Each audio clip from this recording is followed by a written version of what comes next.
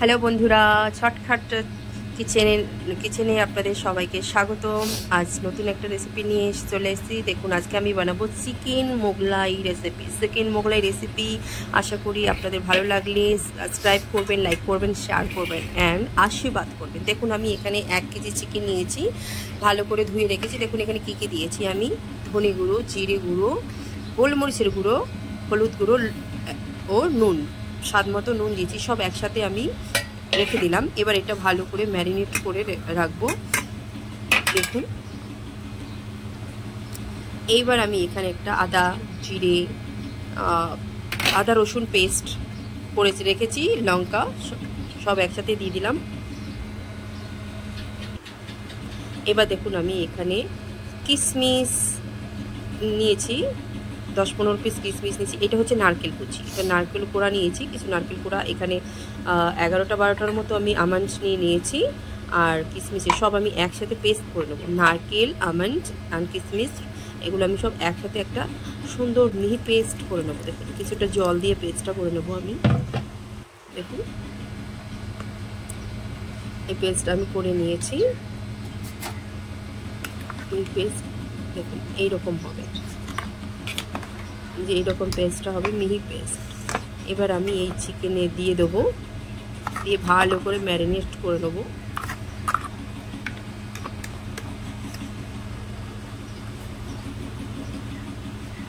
পুরোটাই ঢেলে দিয়ে দিলাম আমি।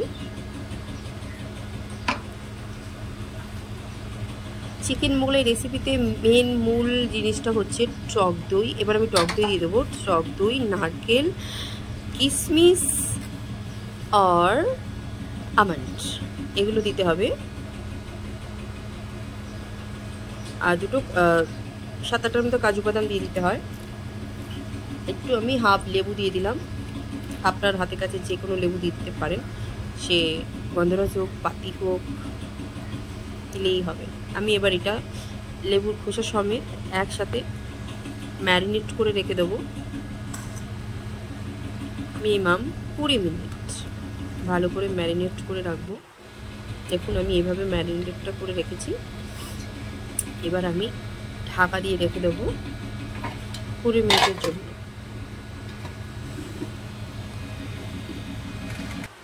এবার আমি এদিকে একটা কড়াই গরম করতে বসিয়ে দিয়েছি। দেখুন, কড়াই গরম হয়ে গেছে। এবার আমি তেল দিয়ে দিয়েছি কিছুটা। আমি কিছুটা ব্রেস্তা বানিয়ে নেব, আর একটু তেল দিয়ে দেবো। এই যে আমি মিহি করে হাতে কুচি করে, আমি হাতেই কেটেছি, কুচি করে পেঁয়াজ কুচিয়ে নিয়েছি। দেখুন, হয়তো আপনাদের মতো হয়তো ভালো পারি না, বাট যেরকম পেরেছি সেরকমই করেছি। দেখুন, এদিকে তেল গরমও হয়ে গেছে। এবার আমি আস্তে আস্তে পেঁয়াজগুলো দিয়ে দেবো। আমি বেরেস্তা বানাবো।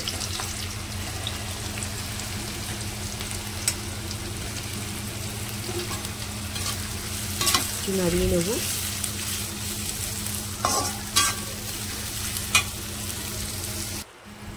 দেখুন, আমার ব্রেস্তা অলরেডি হয়ে গেছে নাড়তে ছাড়তে।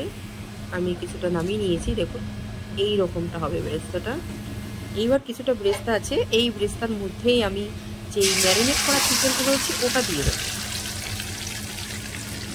দেবো। দেখুন, দিয়ে দিয়েছি আমি ম্যারিনেট করা চিকেনটা। আমি এখানে 1 কেজির মতো চিকেন নিয়ে নিয়েছি। আপনারা চাইলে কম বেশি সেরকম মশলা দিয়ে দিতে পারেন।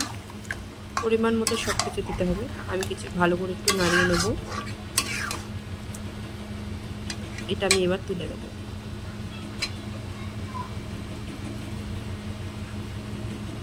লেবুর খোসাটা আমি তুলে ফেলে দিলাম, তা না হলে তেতো হয়ে যেতে পারে। এবার আমি এতে দেবো এলাচ, দারচিনি, গরম মশলা, লবঙ্গ, তেজপাতা। চিকেনের উপরে দিয়ে দেবো জাস্ট ফ্লেভারের জন্য।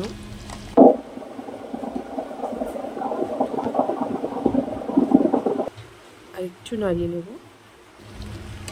দেখুন, আমি ভালো করে এটাকে কষাচ্ছি।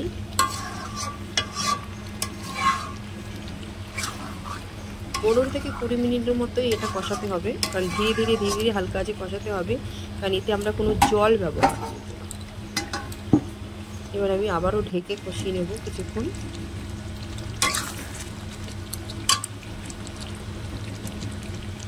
এবার আমি গরম মশলা গুঁড়ো কিছুটা দিয়ে দিলাম, পাউডার দিয়ে দিলাম, গরম মশলার পাউডার দিয়ে দিলাম কিছুটা।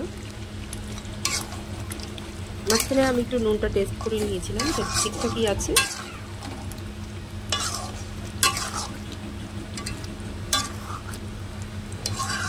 এটা থেকে আরও তেল ছাড়বে, আর একটু কষাতে হবে, আরও তেল ছাড়বে। অ্যাকচুয়ালি এই রান্নাটা করতে একটু তেলটা বেশি লাগে, তোর চিন্তা করার কোনো কারণ নেই। রান্নার শেষে যখন তেলটা বেরিয়ে আসবে না, তখন আপনারা তেলটাকে ছেঁকে নিতে পারবেন। দেখুন এবার আমার রান্না প্রায় হয়েই গেছে। তো আমি সেই কিছুক্ষণ আগে যে ব্রেস্তাটা ভেজে রেখেছিলাম, ওই ব্রেস্তাটা দিয়ে দিলাম। ব্রেস্তা দিয়ে কিছুক্ষণ একটু কষিয়ে নেবো। একটু ব্রেস্তা দেওয়াতে আর একটু সুন্দর লাগছে, কালারফুল হয়ে গেছে দেখুন।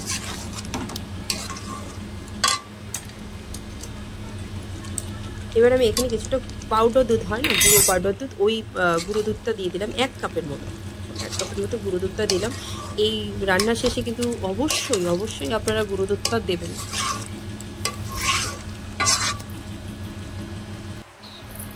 দেখুন আমার রান্না অলমোস্ট রেডি। দেখুন কত তেল ছুঁয়ে রয়েছে। আপনারা তেলটা খেতেও পারেন, নাহলে ছেঁকে রেখে দিলে অন্যান্য কোনো রান্নাতে দিয়ে দিতে পারবেন। এবার আমি ডেকোরেশনের জন্য ওই যে কিছুটা ব্রেস্তা রেখে দিয়েছিলাম, ব্রেস্তার উপরে কিছুটা ছড়িয়ে দিলাম। দেখুন আমার রান্নাটা কেমন হয়েছে। আপনারা একবার প্লিজ একবার ট্রাই করে দেখবেন। ভালো লাগলে লাইক, কমেন্ট, শেয়ার করবেন। ভুল হলে ভুল ত্রুটি